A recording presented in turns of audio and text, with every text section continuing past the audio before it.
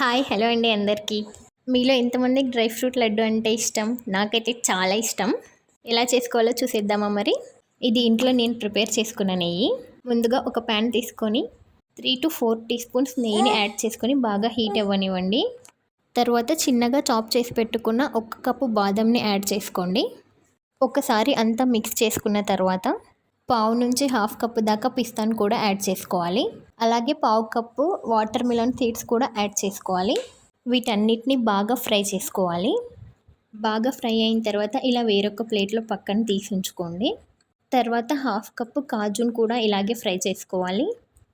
కాజుని కూడా బాదం వాటితో పాటే ఫ్రై చేస్తే సరిగ్గా ఫ్రై అవ్వవు. కాజు బాగా గోల్డెన్ కలర్ వచ్చేంత వరకు ఫ్రై చేసుకోవాలి. బాగా ఫ్రై అయిన తర్వాత ఇవి కూడా అదే ప్లేట్లో తీసి పెట్టుకోవాలి.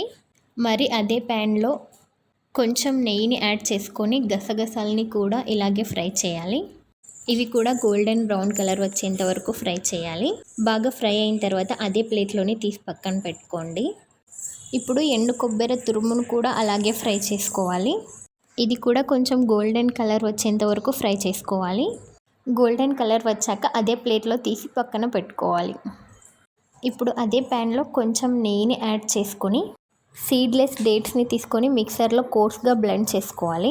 ఆ బ్లెండ్ చేసుకున్న పేస్ట్ని 2 కప్స్ వరకు యాడ్ చేసుకోవాలి. ఇది కూడా బాగా ఫ్రై అవ్వనివ్వాలి. కొంచెం ఫ్రై అయిన తర్వాత ముందు ఫ్రై చేసుకున్న బాదం కాజు అవన్నీ ఇందులోకి యాడ్ చేసుకోవాలి. వాటితో పాటు కొంచెం ఇలాచీ పౌడర్, కొంచెం మనం బిర్యానీలో వాడే జాజికాయ పౌడర్ కూడా యాడ్ చేసుకోవాలి. ఇవి ఫ్లేవర్ కోసం అంతే. వీటన్నిటిని బాగా కలిసేలాగా బాగా ఫ్రై చేసుకోవాలి కలుపుకుంటూ. బాగా కలిసి ఫ్రై అయిన తర్వాత స్టవ్ ఆఫ్ చేయాలి. కొంచెం వేడి తగ్గిన తర్వాత ఇలా కలుపుకుంటూ లడ్డూలాగా చేసుకోవడమే. అన్నిటినీ చాప్ చేసుకోవడమే కొంచెం కష్టం, కానీ చాలా ఈజీ చేయడం. మా ఫ్యామిలీలో నేను ఎవరెవరికైతే ఈ లడ్డు చేసి పెట్టానో వాళ్ళందరూ ఈ లడ్డు ఫేవరెట్ అయిపోయారు. ఇందులో బెల్లం, షుగర్, తేనె అలాంటివి ఏమీ అవసరం లేదు.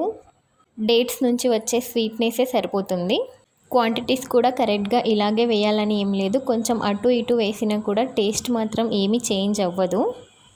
మీరు కూడా ఒకసారి ట్రై చేయండి. టేస్ట్ మాత్రం చాలా బాగుంటుంది. వీడియో నచ్చితే లైక్ చేయండి. మరిన్ని వీడియోస్ కోసం ఫాలో చేయండి. Thanks for watching.